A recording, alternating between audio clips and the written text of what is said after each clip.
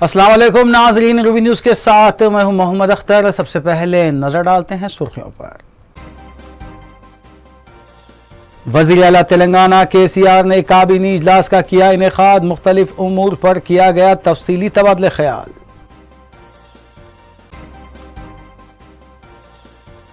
BJP सिर्फ जुमले और हमले की पार्टी, अपोजिशन को कमजोर करने में पार्टी मुलविस, रियासती वजीर KTR ने मीडिया कॉन्फ्रेंस में लगाया इल्जाम।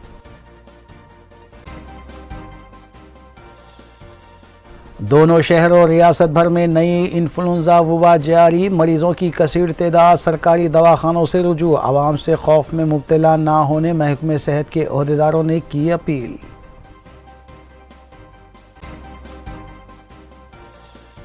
मजलिस की जानिब से उर्दू मीडियम स्कूल्स के SSC तलबा में ऑल इन वन गाइड्स की तकसीम का सिलसिला जारी। मजलिस रुकन असम्बली अहमद बलाला ने कामारेड्डी और निज़ामाबाद के उर्दू मीडियम स्कूल्स में गाइड्स की तकसीम की।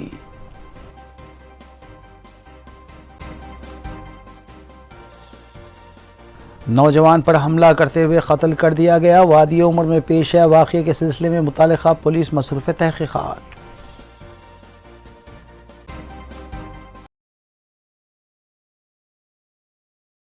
अब खबरें तफसील से। BRS वर्किंग प्रेसिडेंट व रियासती वजीर KT रामाराव ने मीडिया से बात करते हुए बताया कि BJP जुमले और हमले की पार्टी है, क्योंकि जुमलों के ज़रिए वोट हासिल किए जा रहे हैं और हमले के ज़रिए अपोजिशन को कमज़ोर किया जा रहा है। उन्होंने वज़ीर आज़म नरेंद्र मोदी से सवाल किया कि गौतम अडानी, जिनकी 3000 करोड़ की हेरोइन पकड़ी गई थी जबकि उन्होंने लाखों करोड़ की हेरा फेरी की है, उनके खिलाफ क्यों ED के ज़रिए तहक़ीक़ात नहीं की जाती और क्यों उनके दफातर पर IT के धावे नहीं किए जाते, इसकी वजाहत करें। KTR ने यह भी दावा किया कि मुल्क भर में ED, IT और CBI की तहक़ीक़ात और धावे 95% अपोजिशन के खिलाफ ही किए जा रहे हैं, जिसमें तेलंगाना के वज़रा मल्ला रेड्डी, G कमलाकर, श्रीनिवास यादव, रुकन पार्लियामेंट N नागेश्वर राव, रुकन असम्बली M किशन रेड्डी के अलावा रुकन खानसास कौंसल रोहित रेड्डी और K कविता शामिल हैं। उन्होंने मीडिया से सवाल किया कि वो क्यों वज़ीर आज़म नरेंद्र मोदी से सवाल नहीं करते और उनसे श्रीलंकाई हुकूमत की जानिब से लगाए गए इल्ज़ाम से मुतालिक बात क्यों नहीं पूछी जाती। इस मौके पर रियासती वज़रा प्रशांत रेड्डी, श्रीनिवास गौड़, अजय कुमार और रुकन असम्बली क्रांतिकरण भी मौजूद थे। Swastika, it is not for me or you to say there is merit in the case. Let me ask you this question. Is there no merit in the case against Modi when Sri Lankan government says Modi actually lobbied, Modi actually pressured and convinced their president Gotabaya Rajpaksha to give a 6,000 crore contract to Gautam Adani? Will you show that in CNN? You work for CNN, right? Will you show this, whatever I'm just saying, in CNN? Do you have the guts? Unfortunately, that's the problem in this country. Media has lost its spine. You don't, our Prime Minister is one. He calls India the mother of democracy, but he is the grandfather of hypocrisy. वो कभी media के सामने आते ही नहीं है, कभी एक press conference लेते ही नहीं है। कोई सवाल करना है, कोई जवाब लाना है उनसे तो नामुमकिन है आपके लिए। वो क्या डायलॉग था वो डॉन में, डॉन को पकड़ना मुश्किल ही नहीं नामुमकिन है, मोदी को पकड़ना जर्नलिस्ट के लिए मुश्किल ही नहीं नामुमकिन है तुम्हारे लिए। पूछ सकती है नहीं, सुनो जल्दबाजी मत करो, इतना भी क्या है तुम्हारा एयर टाइम, इतना भी कॉस्टली नहीं है तुम्हारा। मैं क्या कह रहा हूं, आज अगर आप कहती हो इस आर्ग्यूमेंट में दम है कि नहीं, मैं आपसे सीधा पूछना चाहता हूं, मोदी के ऊपर जो आरोप आया उसके वो बारे में क्यों नहीं बोलते हैं? मोदी मन की बात सुनाते रहते हैं, परीक्षा पे चर्चे, पता नहीं कितना परीक्षा लिखा उसने, बट बहुत कुछ बोलते रहते हैं। क्यों बोलते नहीं अदानी के बारे में? I am saying, not me as a party, but we are saying Gautam Adani is the proxy of Narendra Modi. Will he answer it? Will he stand up to scrutiny? Will he take a lie detector test? Does he have the guts to come in front of the country? आज मैं पूछना चाहता हूं आपसे, 95% of the cases that have been filed are against the opposition parties. क्या BJP में सभी के सभी राजा हरिश्चंद्र के भाई और चचेरे भाई है क्या, रिश्तेदार हैं क्या? सारे बीजेपी वाले एकदम साफ सुथरे हैं और बाकी पूरा हिंदुस्तान में जितने भी ऑपोजिशन पार्टीज हैं। और मैं पूछना चाहता हूं आपसे, क्या कितने केसेस हुए इस बार इस पे? 3000 करोड़ हेरोइन पकड़ा जाता है अदानी के पोर्ट में, 21,000 crore worth of illicit drugs coming into the country through Adani port. Should Adani not be booked? Should he not be behind bars? Who's stopping him? What is stopping you? So my question is, this harassment, this political vendetta and intimidation might work elsewhere for Narendra Modi. He's playing with fire. And I'm sure he will realize it in days to come. And I'm alleging directly, Gautam Adani is proxy of Narendra Modi. The double engine he talks about, the economic engine is Adani, the political engine is Modi. Adani siphons money by way of Modi's propaganda, gets that money in the form of electoral bonds and other funds, transfers it to BJP, and BJP then uses the same money to purchase MLAs, to dethrone governments, democratically elected governments, to split parties, and then if that doesn't work, they'll set all these agencies like hunting dogs. वज़ीर आला के चंद्रशेखर राव की क़यादत में प्रगति भवन में काबीना का इजलास मुनक़िद हुआ, जिसमें ज़राए के मुताबिक रुकन खानसास कौंसिल के कविता को ईडी की नोटिस पर तबादले ख्याल करने के अलावा दलित बंधु स्कीम और डबल बेडरूम मकानात की अराजियात की मंजूरी के अलावा कमज़ोर तबक़ात को पट्टा तकसीम करने पर तबादले ख्याल किया गया।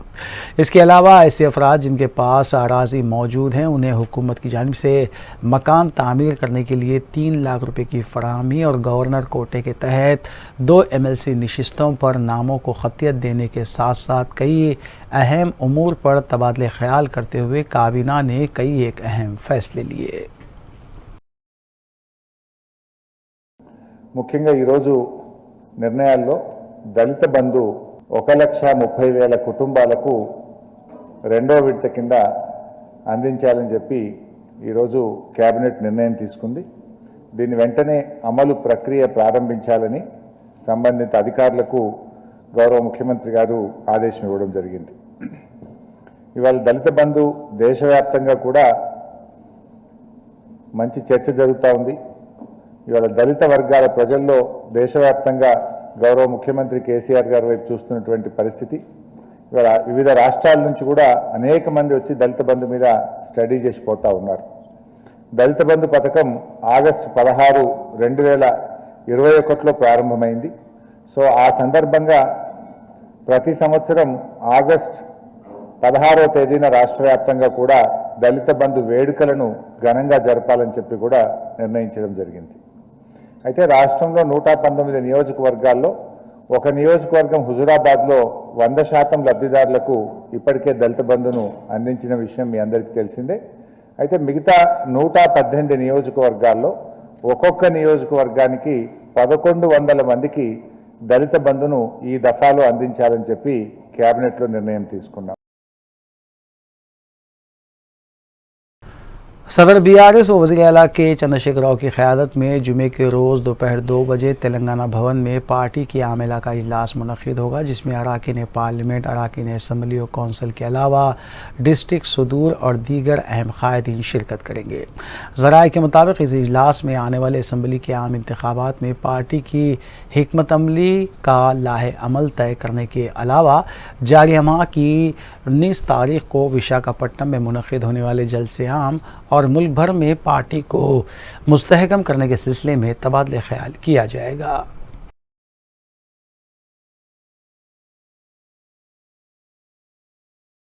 अरकान असम्बली के ज़ुमरे के तहत MLC की 3 नशिस्तों पर मुनक़िद होने वाले इंतखाबात के सिलसिले में BRS के 3 उम्मीदवार वेंकट राम रेड्डी, D श्रीनिवास और नवीन कुमार ने असम्बली के कम्युनिटी हॉल में रिटर्निंग ऑफिसर के पास अपने अपने पर्चे नामजदगियाँ दाखिल की।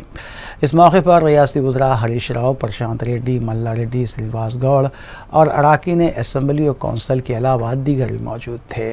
क़ाबिल अज़ीम BRS उम्मीदवारों ने पार्टी क़ायदीन के हमरा गन पार्क पहुँच कर तेलंगाना के हुसूल के लिए जदोजहद करते हुए जान की कुर्बानी देने वालों को खिराज पेश किया।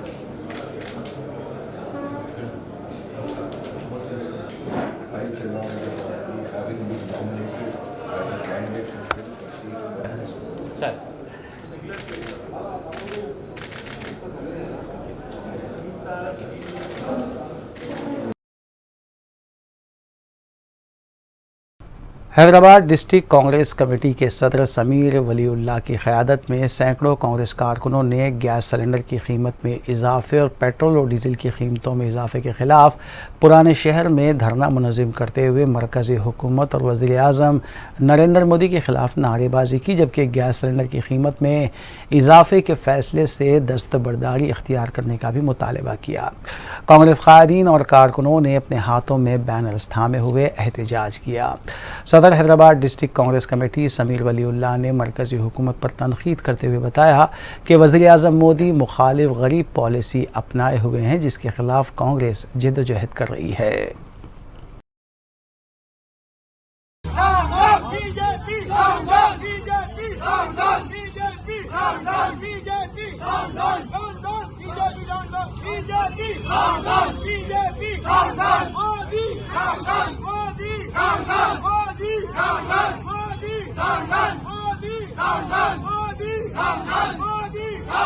मोदी का शासन नहीं चलेगी, नहीं चलेगी, नहीं चलेगी। मोदी तेरी तानाशाही नहीं चलेगी, नहीं चलेगी। गैस की कीमत, गैस की कीमत, गैस की कीमत, पेट्रोल की कीमत, पेट्रोल की कीमत, पेट्रोल की कीमत। सीएम झूठा, पीएम झूठा, सीएम झूठा, पीएम झूठा, सीएम झूठा, पीएम झूठा, मोदी तेरी तानाशाही नहीं चलेगी, नहीं चलेगी। मोदी तेरी तानाशाही नहीं चलेगी, नहीं चलेगी। मोदी तेरी तानाशाही नहीं चलेगी, नहीं चलेगी। मोदी तेरी तानाशाही नहीं चलेगी, नहीं चलेगी। मोदी तेरी तानाशाही नहीं चलेगी, नहीं चलेगी। मोदी तेरी तानाशाही नहीं चलेगी, नहीं चलेगी। मोदी तेरी तानाशाही नहीं चलेगी, नहीं चलेगी। मोदी तेरी तानाशाही नहीं चलेगी, नहीं चलेगी। मोदी तेरी तानाशाही नहीं चलेगी, नहीं चलेगी। मुल्क और रियासत भर में कोरोना वबा से अवाम छुटकारा पाने के बाद गुज़िश्ता एक माह से नई वबा इन्फ्लुएंजा को लेकर मुश्किलात का अवाम सामना कर रही है। इस सिलसिले में बस्ती दवाखानों, फीवर हॉस्पिटल, गांधी हॉस्पिटल के अलावा खानगी दवाखानों में बुखार खांसी से मुतासरा मरीज़ों की बड़ी तादाद रुजू हो रही है। सुप्रिटेंडेंट गांधी हॉस्पिटल डॉक्टर राजा राव ने बताया कि रियासत भर में 21 सेंटर कायम किए गए हैं, जिसमें गांधी दवाखाना भी शामिल है, जहां पर मुख्तलिफ टेस्ट के नमूने जमा किए जा रहे हैं। उन्होंने आवाम से अपील की कि वो अगर उन्हें खांसी, बुखार या जिस्म में दर्द महसूस हो तो फौरी तौर पर मुकामी डॉक्टर से रुजू हों और एंटीबायोटिक दवा इस्तेमाल करने से गुरेज करें और फ्लू से खौफज़दा होने की कोई ज़रूरत नहीं है। इस पर काबू पाने के लिए इक़दाम किए जा रहे हैं।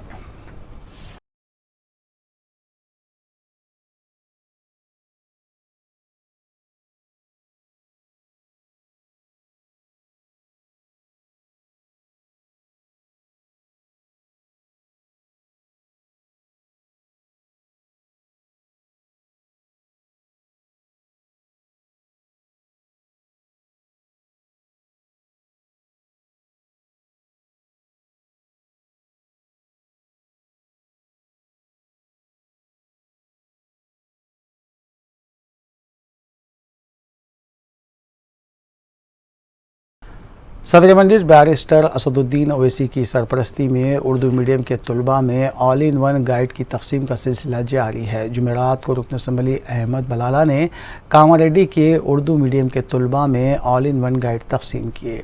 इस मौके पर मुतालिका प्रिंसिपल, मुकामी मजलिस के सदर, असातिज़ा और सरपरस्तों की कसीर तादाद मौजूद थी। सरपरस्तों और तलबा ने सदर मजलिस बैरिस्टर असदुद्दीन ओवैसी से इज़हार तशक्कुर किया। अलावाजी मजलिसी रुकन असम्बली अहमद बलाला ने दोपहर 3:30 बजे निज़ामबाद टाउन में भी उर्दू मीडियम तलबा और तालिबात में सालार मिल्लत ऑल इन वन गाइड्स की तकसीम अमल में लाई।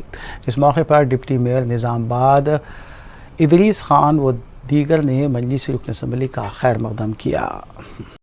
मजलिस इत्तेहादुल मुस्लिमीन हर वक्त लब्बैक करके फैलती थी। जब सालार मोहतरम का दौर था 82 या 83, एक अंदाजा एक बच्चा मुजाहिद नगर से जैनुद्दीन, जिनका नाम 12-14 साल की उम्र थी, वो लोगों के पास पुराने सामान खरीदने गया। जब मैं खदर साहब से रुजू हुआ कि खदर साहब ऐसा सा मामला हो,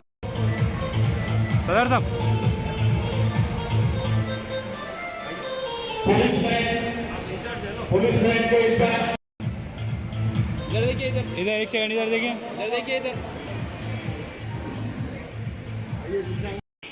इधर देखिए, इधर। अच्छा, अब मैं हमजा गली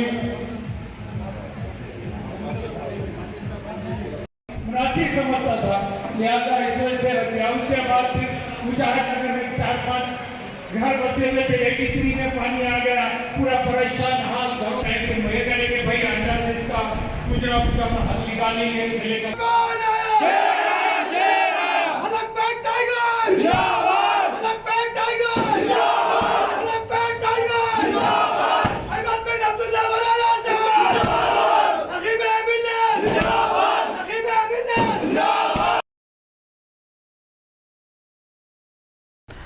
दिल्ली शराब स्कैम में ईडी की नोटिस का सामना कर रही बीआरएस की रुकन कौंसिल और वज़ीर आला केसीआर की दुख्तर कविता ने ईडी पर उन्हें तलब करने के मामले में जल्दबाजी करने का इल्ज़ाम आयद किया है। मीडिया से बात करते हुए कविता ने कहा कि 10 मार्च को उनका दिल्ली में ख़वातीन तहफ़्फ़ुज़ात के हक़ में धरना था और उन्होंने 16 मार्च को पेश होने के लिए वक्त मांगा था, ताहम वो 11 मार्च को ही पेश होंगी। उन्होंने कहा कि ख़वातीन के साथ वीडियो कॉन्फ्रेंस के ज़रिए पूछताछ होनी चाहिए, लेकिन उन्हें दिल्ली बुलाया गया है। कोविड के दौरान की गई तहक़ीक़ात वीडियो कॉन्फ्रेंस के ज़रिए हुई थी। इस सिलसिले में क़ानून भी लाने की ज़रूरत है और इस सिलसिले में वो सुप्रीम कोर्ट भी जाएंगी। देखिए, तो हमने 2 मार्च को पोस्टर रिलीज़ किया और 10 मार्च के दिन हम धरना देने वाले थे, तो हमें एनफोर्समेंट डायरेक्टरेट ने नोटिस दिया और बोले कि आपको 9 मार्च को आना है। तो हमने कहा हमारा कार्यक्रम है, हम 16 मार्च को आएंगे, ऐसा हमारा रिक्वेस्ट था। लेकिन पता नहीं उनको क्या जल्दबाजी है, पता नहीं ये जो इन्वेस्टिगेशन दिल्ली एक्साइज पॉलिसी को लेके चल रही है, इसमें कौन सी आफत आने वाली है अगर हमें 2 दिन का और समय दे देंगे। उन्होंने कहा नहीं, आपको आना ही है। हमने कहा 10 मार्च को हमारा धरना है भाई, तो 11 को आ जाएंगे, तो 11 को बोले। लेकिन इस बीच में जो ईडी का और हमारा कम्युनिकेशन हुआ था, इसका मुझे आप सबसे शेयर करना है। तो हमने ईडी को बीच में रिक्वेस्ट किया कि 10 तारीख को बाकायदा, अगर 11 तारीख को आपको इन्वेस्टिगेट करना है, हमारे घर पे आइए। अक्यूज किसी के साथ आपको इंट्रोगेट करवाना है तो उनको भी लेके आइए, घर में बैठ के इन्वेस्टिगेशन कर सकते हैं, क्योंकि लॉ हमें सपोर्ट करती है। उन्होंने कहा नहीं, आपको खुद चल के आना होगा। देखिए, मैं तो पॉलिटिकल लीडर हूँ। रियासती वज़ीर बल्दिन मुनस KTR ने वज़ीर आज़म मोदी के मेघालय और नागालैंड में वज़ीर आला की हलफ बर्दारी तक़रीब में शिरकत को मुज़हिका ख़ैज़ करार दिया है। मीडिया से बात करते हुए KTR ने कहा कि मेघालय में कोनराड सिंगम्मा की जमकर मुखालिफत की गई। उनकी हलफ बर्दारी की तक़रीब में वज़ीर आज़म ने शिरकत की। उन्होंने कहा कि कुछ तो इज़्ज़त का ख्याल ही हुआ होता, बेशर्मी की तरह तक़रीब हलफ बर्दारी में शरीक हो गए। మొత్తం 60 సీట్లలో పోటీ చేసింది. అప్పటిదాకా నిన్న మొన్నటిదాకా కోalitionలో ఉన్నారు, బయటికి వచ్చి సొంతంగా పోటీ చేసింది 60 సీట్లలో. 2 సీట్లు వచ్చినాయి బీజేపీకి, సాంగ్మా గారికి 28 సీట్లు వచ్చినాయి. వస్తే ఏం చేస్తారు చివరికి? మళ్ళీ అదే సాంగ్మా గారికి ఇలా మద్దతు ప్రకటించి అదే సాంగ్మా గారితో అంటగాగుతా ఉన్నారు. మళ్ళీ ఆయన ప్రమాణ స్వీకారానికి సిగ్గు లేకుండా ప్రధానమంత్రి కూడా పోయింది. ఏమైనా ఇజ్జతు మానము, మాట్లాడిన మాటకు విలువ ఏమైనా ఉందా అసలు? నిన్నగాక మొన్న అవినీతి పరుడు నువ్వే అంటే అదే మేఘాలయ పోయి ప్రచారం చేస్తేవి షిల్లాంగ్లో, మళ్ళీ ఆయన ప్రమాణ స్వీకారం కొద్దిగా ఇజ్జతాన్ని అనిపించద్దా? అదే 2 రోజుల తర్వాతనే మళ్ళీ ఎక్కువ రోజులు కూడా కాలే. అంటే అధికారం కోసం ఎన్నైనా దిక్కుమాలిన పనులు చేస్తాం, అధికారం కోసం ఏమైనా చేస్తాం అనే దిక్కుమాలిన కథ ఏదైతే ఉందో ఇవన్నీ దేశం గమనిస్తూ ఉంది. बालापुर पुलिस स्टेशन हदूद में एक नौजवान का नामालूम अफराद ने कत्ल कर दिया। मक़तूल नौजवान की शिनाख्त डी पवन के तौर पर की गई और उसका ताल्लुक़ आमंगल से बताया गया है।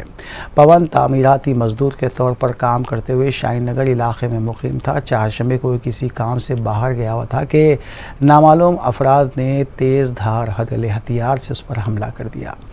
जख्मी पवन को इलाज के लिए हॉस्पिटल ले जाया गया, जहां वो जख्मों से जान पर ना हो सका।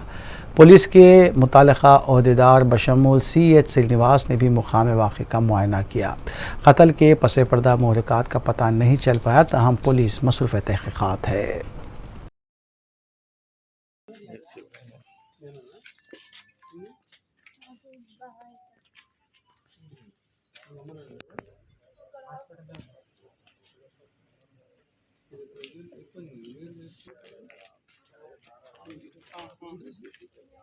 आज शाहीन नगर लिमिट्स में एक मर्डर रिपोर्ट हुई थी आज रात का 12 बजे ऐसा। एक डेगावत पवन बोल के 17-18 साल रहता हूँ, नागर कर्नूल जिला का है हूँ। यहाँ आके इंटर तक पढ़ के बंद करके घर में रह रहे।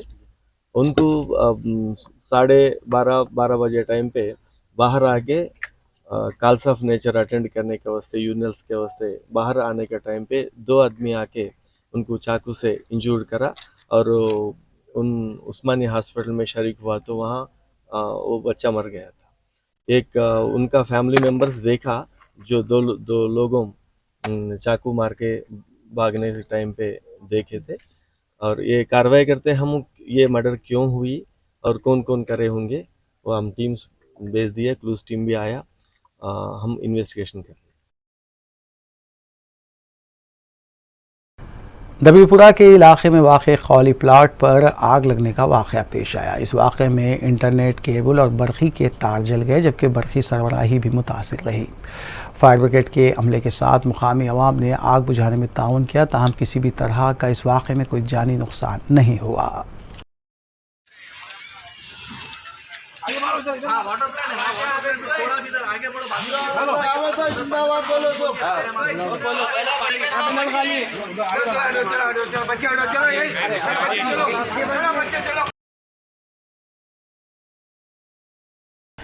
मेरठ जिले के गटकसर पुलिस स्टेशन हदूद में वाक़े अनोजीगुड़ा में नशे की हालत में लड़कियों के साथ छेड़छाड़ और मुबैना नाशाइस्ता सलूक करने वाले नौजवान को गिरफ्तार कर लिया गया।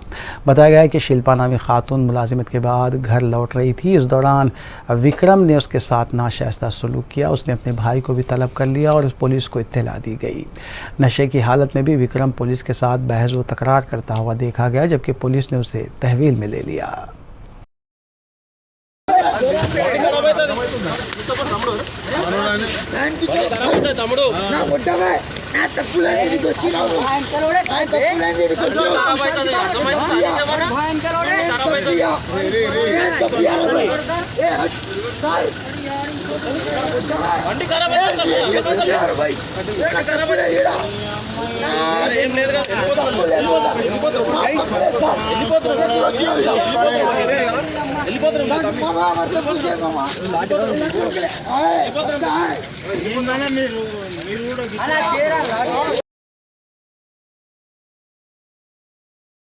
कोकटपल्ली पुलिस स्टेशन के हबीबनगर में हुए खौफनाक सड़क हादसे में टू व्हीलर पर जा रही एक खातून बरसर मौका हलाक हो गई। तफसीलात के मुताबिक 62 साला शुभावनी टू व्हीलर पर जा रही थी कि तेज़ रफ्तार खानगी ट्रैवल की बस ने टू व्हीलर को टक्कर दे दी। शुभावानी की मुकाम वाक़े पर ही मौत हो गई। नाश को पोस्टमार्टम के लिए हॉस्पिटल मुंतकिल कर दिया गया, जबकि पुलिस ने सिलसिले में केस भी दर्ज किया है।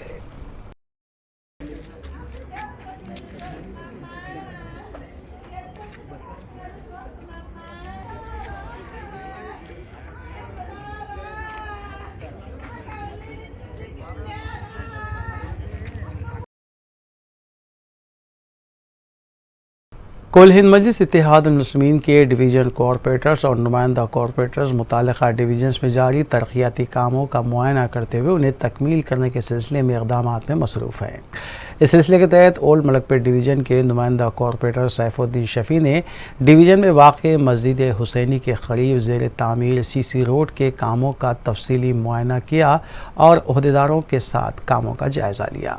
उन्होंने कामों की पेशरफ्त का जायज़ा लिया और नुमाइंदगी की कि कामों को जल्द अज जल्द तकमील किया जाए। इस मौके पर सरगर्म मजलिसी कारकुनान भी मौजूद थे। मजलिसी नुमाइंदा कॉरपोरेटर मोहम्मद सैफुद्दीन शफ़ी ने फुटपाथ्स के तामीरी कामों का भी तफसीली जायज़ा लिया।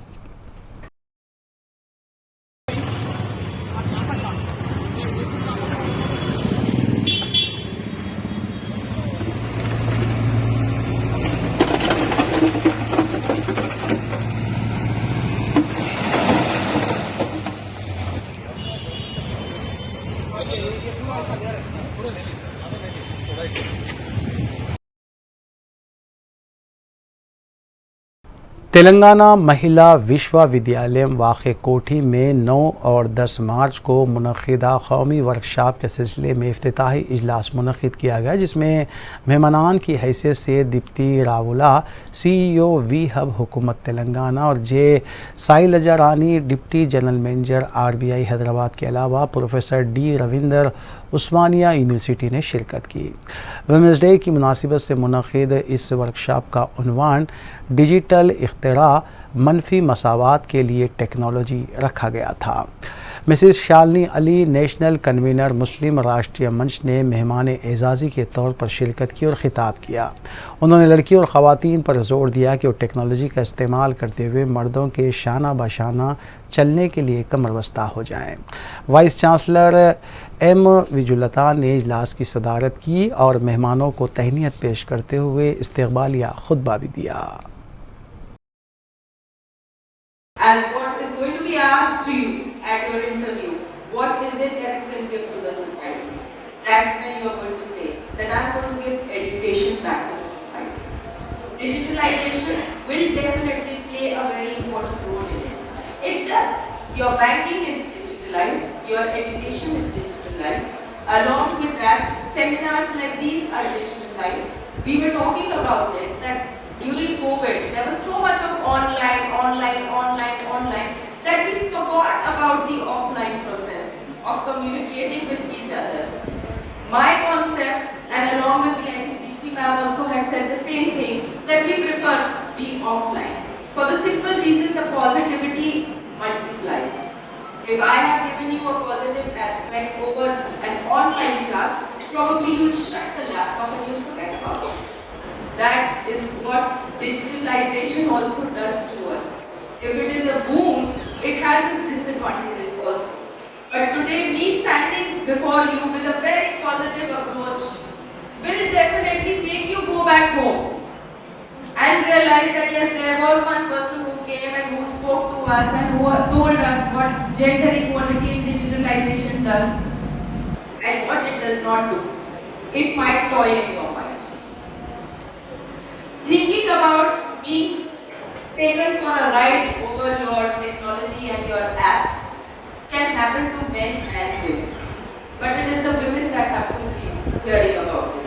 If I give an OTP by mistake and if it so happens that I am a female, I will be broadcasted in my whole family group.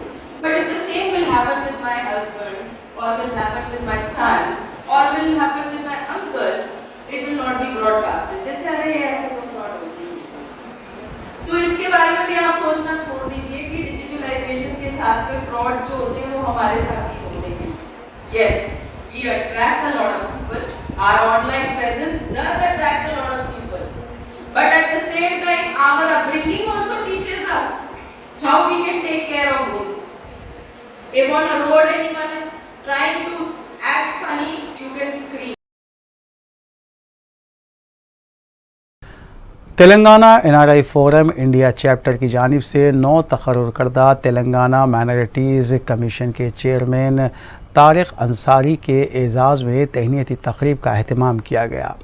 President India chapter Telangana NRI forum Mahmood bin Jafar Misri ने इस तकरीब की सदारत की। तकरीब का आगाज़ मौलाना इरफान शाह नूरी की क़िरात कलाम पाक और Aminuddin Ansari media director forum की नाते पाक से हुआ। Chief adviser forum Syed Waheeduddin, Syed Sadiq और अमीनुद्दीन अंसारी ने तकरीर करते हुए फोरम के कामों के अलावा तारिक अंसारी की शख्सियत पर रोशनी डाली और उम्मीद का इजहार किया कि वो माइनॉरिटीज़ को दरपेश मसाइल का जायज़ा लेंगे। इस मौके पर सैयद अब्दुल हसन आज़म अली और मोहम्मद अब्दुल माजिद इंजीनियर ने मेहमानान एजाज़ी के तौर पर शिरकत की। महमूद मसरी की क़यादत में तारिक अंसारी को तहनीत पेश की गई।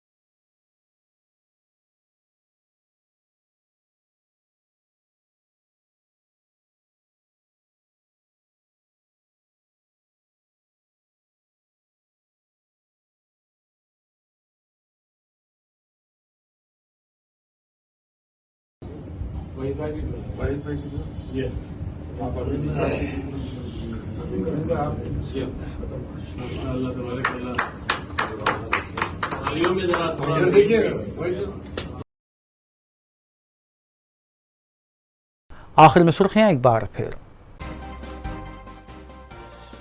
वज़ीर आला तेलंगाना KCR ने काबीनी इजलास का किया इनेकाद, मुख्तलिफ उमूर पर किया गया तफसीली तबादले ख्याल।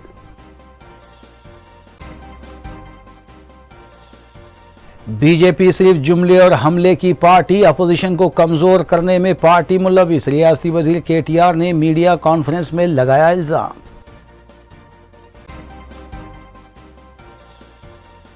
दोनों शहर और रियासत भर में नई इन्फ्लुएंजा वबा जारी, मरीजों की कसीर तादाद सरकारी दवाखानों से रुजू, आवाम से खौफ में मुब्तला ना होने महकमे सेहत के ओहदेदारों ने की अपील।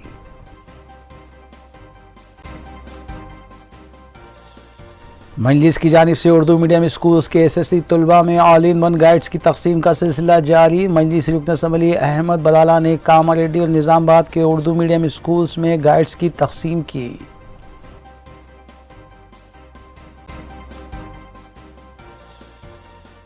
नौजवान पर हमला करते हुए कत्ल कर दिया गया, वादी उम्र में पेश है वाक़ये के सिलसिले में मुतालिका पुलिस मसरूफ़ तहक़ीक़ात।